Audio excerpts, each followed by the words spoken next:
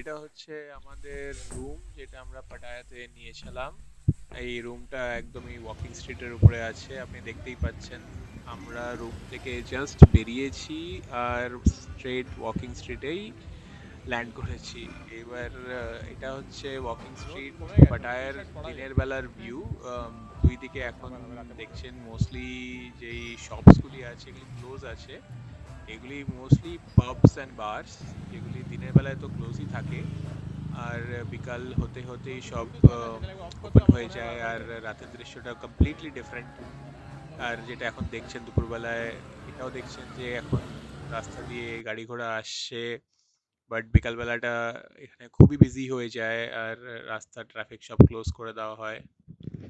আর এখানে অনেক হোটেলস আছে, তো হোটেলের নাম বা অ্যাড্রেস জানার জন্য আমাদেরকে কমেন্ট করতে পারেন, আমরা আপনাকে গাইড করে দিতে পারবো। এখন এখান থেকে বিচটাও একদমই কাছেই, দেখলেন যে আমরা রুম থেকে নামলাম, মোটামুটি জাস্ট 2 মিনিটস ওয়াক আর আমরা এসে গেছি এখন পাটায়া বিচের কাছে। দিনের বেলার বিচের ভিউ এটা, ক্লিয়ার স্কাই আছে, সেকেন্ড পিস তো না আমাদের ওয়েদারটাও ভিডিওর। খুব ভালো আছে। দিনের বেলাটা সেকেন্ড বিচ ইয়ার। এরিয়াটা খুব একটা যে বিজি হয়ে যায় তেমন না, এটাও অ্যাগেন বিকালবেলায় বেশি বিজি দেখা যায়। এখন একটু ফাঁকা ফাঁকাই থাকছে। জেনারেল বিচটা ক্লিন ক্লিন আছে, আপনি এখানে বসতে পারেন, ঘুরতে পারেন, জায়গায় জায়গায় গাছ আছে, হ্যাঁ, তার হাই করো, হাই ছায়াতেও করো। রেস্ট করতে পারেন। বেশ করেছো। এখান আম, থেকে যাবি? বালিমালি রাস্তার আছে। একদিকে হচ্ছে আপনার বিচ আর হয়ে তার গেল? অপোজিট দিকে হচ্ছে সব শপস আছে। এদিকে একটু করে দে।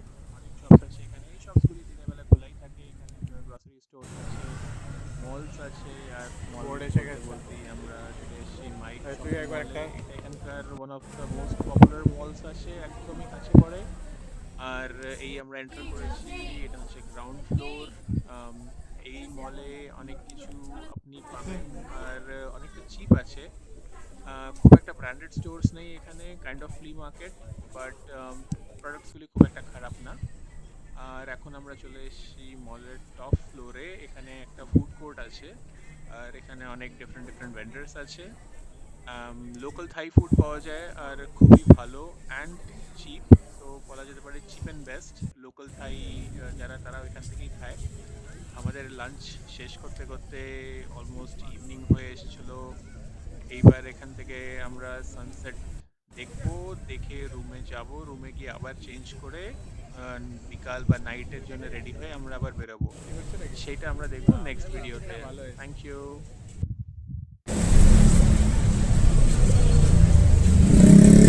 এটা আমাদের সেলফি